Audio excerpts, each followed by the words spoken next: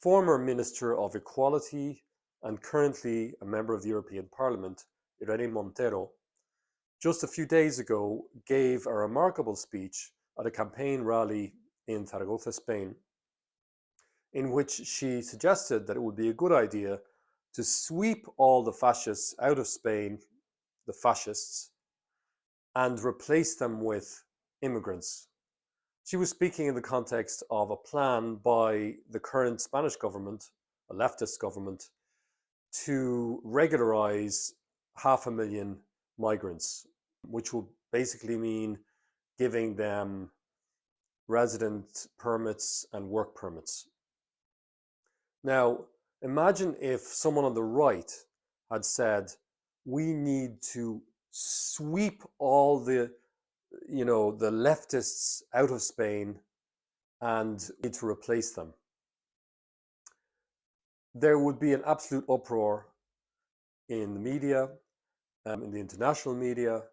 BBC would be berating such a politician for engaging in incitement to hatred, and it would be a major part of the news cycle. But because it's a leftist politician, we're not going to hear so much about that in the international media. But from my perspective, as someone living in Spain, I've lived here for over 12 years, I know what this means in a Spanish context. I know what the language of fascism means here. And the word that she used was fachas, which means basically it's a derogatory term for people on the right, for right-wingers, basically. Maybe an equivalent would be right-wing nuts or something like that, or fundamentalists. But the main point is that we have a pattern in Spain of leftists, including leftists from her party, Podemos, going after people on the right, labeling them as pro-Franco, labeling them as fascists. And this is something they do routinely. For anyone on the right, if you express anything, even a mainstream opinion on the right, say concerning marriage and family life, or concerning,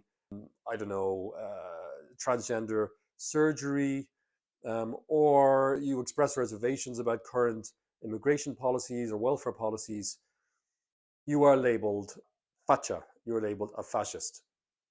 That's an important piece of context to understand what she's saying, because the signal she's giving, how a Spanish person will hear this, is that a very large part of the Spanish population, namely people who are broadly speaking on the right, need to be swept aside. They need to be made invisible.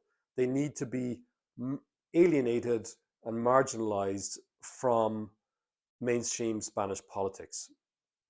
Now, I don't think that she was, advocating genocide in any kind of overt way, or even implicit way. But the language she used was, of replacement, of sweeping society, sweeping someone away from society, out of society, is a language that brings to mind ethnic cleansing.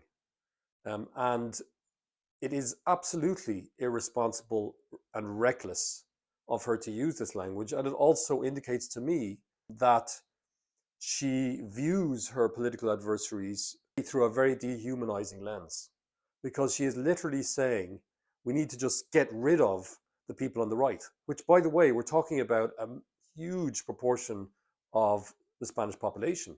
I mean, let's just say at the very least, a third of the population, somewhere possibly between a third and a half of the population.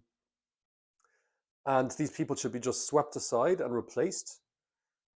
This kind of incendiary language, this kind of reckless language, is indeed incitement to hatred. That language, I would say, is actually incitement to hatred. It actually reflects some of the kind of cadence of ethnic cleansing language. In this case, it's not an ethnicity, it's ideology, political or political opinion.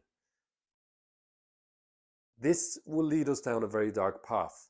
It's a radicalizing kind of rhetoric that encourages people to view their political adversaries as utterly unworthy of citizenship.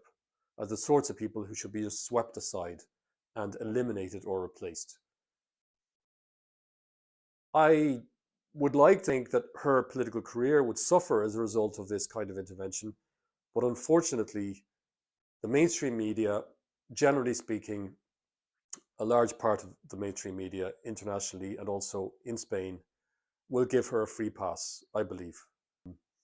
There will be media, journalists, there will be politicians who go after her. But people on the left seem to get away with a lot more, in Europe at least, than people on the right in terms of the kinds of things they can say. This is one of the most extreme pieces of rhetoric that I have heard in my time in Spain and indeed in Europe. I think it's very worrying, and I think that it's part of a broader pattern of polarization of society, of dehumanization of our political adversaries.